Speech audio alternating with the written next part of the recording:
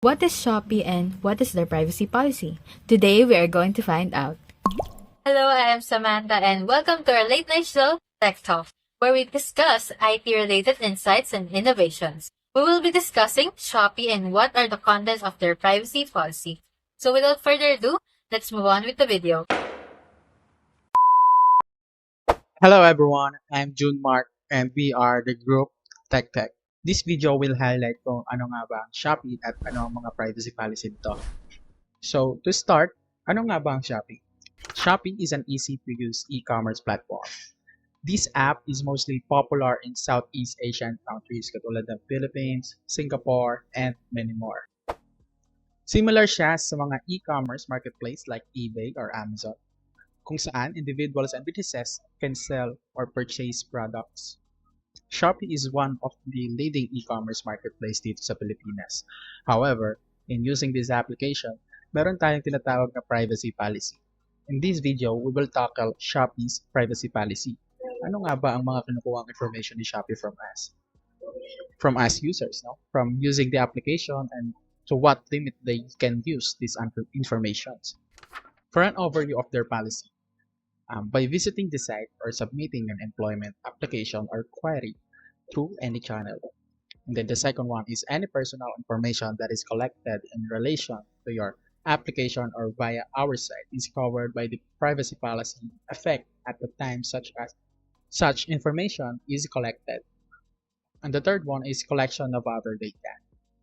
And then the fourth one is the cookies. And then the last one is what information do they retain and how does Shopee protect user information.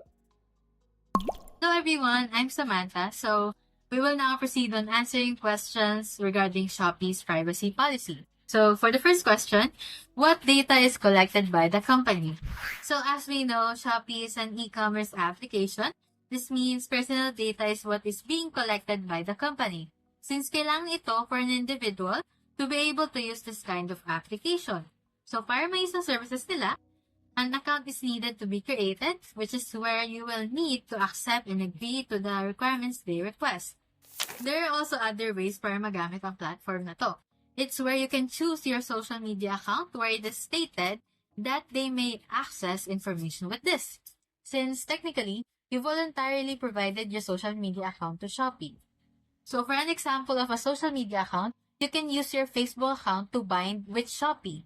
But it is stated on their privacy policy that they will only collect data when needed, such as the example earlier for creating an account or when carrying out transactions, giving feedbacks, and the list goes on. So for the common examples of personal data they may gather, this includes the user's name, identification number, contact details, address, and more. This such data not only applies to the users and customers, but also with the company's affiliates, sellers from their other parties too. Also stated in their policy that further documents are needed to verify any information that is given to them, especially that online payments can be done with their site. Data such as their banking details, other modes of payment other than cash on delivery, are requested to be given if an individual chose those other methods. So, if worrying about the information na hinihingi sa'yo, is no need to worry naman because stated in their policy is if you don't want your data to be collected, if you don't want your personal data to be collected, you are free to do so. For an example is not providing the location information. But this will cause location-based features to be disabled. May cost talaga ang pag-provide ng information requested by Shopee. Since as we know, this platform is an e-commerce website. This relies to information provided from the user or the customer. Hello everyone, I'm Dian and now that we know kung ano-ano ang information na kinokollect ni Shopee from its users, we are moving on to what your data can be used for. Ba't nga ba kinokollect ni Shopee ang impormasyon na ito? The data collected by Shopee from its users is utilized in different ways. And one is personalization and improved user experience, and Shopee adjusts its algorithm sa kung ano-ano ang mga madalas nating binibili o hinahanap sa app.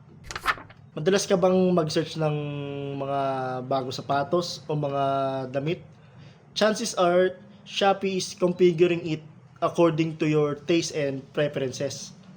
Susunod ay para sa transaction processing. Shopee uses your data to process your transaction. Dito pumapasok ang pag-track natin sa order, payment details, and scheduling delivery. The data collected by Shopee is utilized in different ways. Some example of what your data can be used for and paano ginagamit ni Shopee yung information. Another purpose is there for security prevention. Shopee uses information to monitor our activities and protects us from security risks. Nakakatulong din ito to prevent illegal activities tulad ng scam and unauthorized transactions.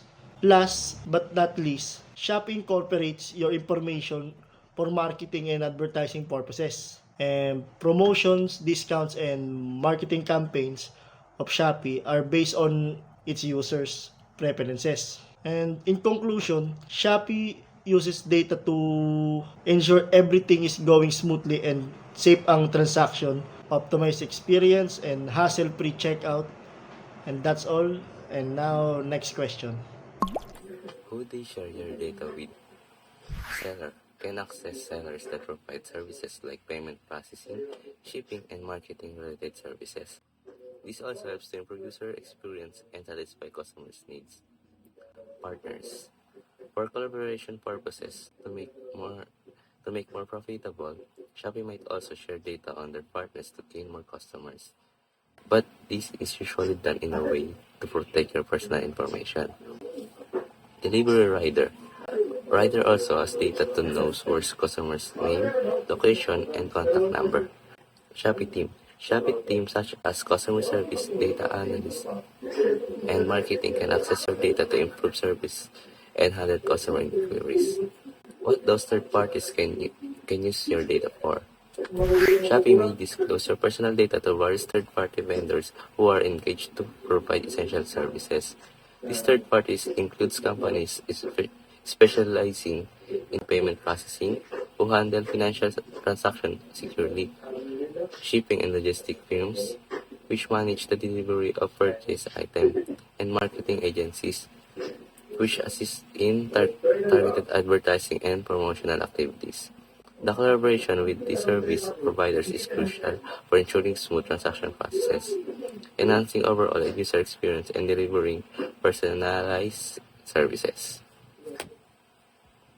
For our additional insights about their policy, we think that Shopee can improve the privacy policy by maintaining security and ensuring the protection of the data that they have, and regulating and observing the compliance with professional standards is needed to avoid data leakage. Since their target market is users that can access application and be able to use it, we think that Shopee also implement a higher level of authentication, especially when making big payments. Since uso na ang mga scammer ngayon, pwedeng makuha ang mga address and contact number ng isang individual. And although dapat yung gantong platform should be accessible to anyone, need pa rin kasi ng safety precaution on all sides, not only for the seller and customer, but also sa company since malalessen ang risk for malicious activities by making such transactions.